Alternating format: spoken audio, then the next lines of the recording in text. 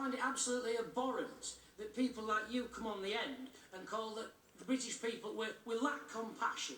You're essentially calling us fascist and racist just because we have concerns about immigration. I'm a primary school teacher and I've worked at various schools where... yes, but unfortunately that's exactly the tone that we're taking. I've worked at various schools where English is genuinely not the first language on the playground. Not between the children, but by the parents. Quite often, you go around, because once upon a time, people came to this country and gradually integrated and were welcomed. We're a very welcoming nation.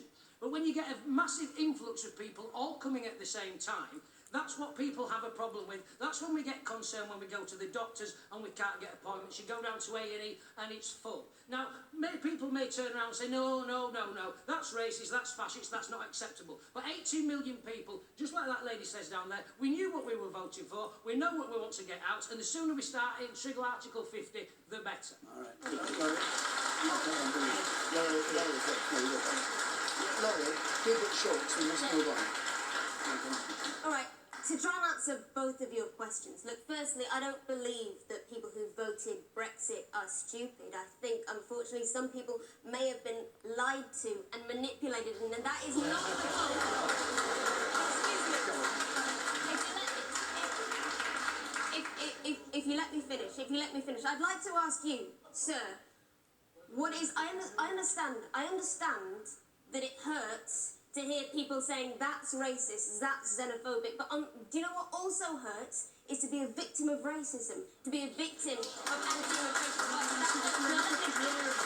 policy. Let me put it to you.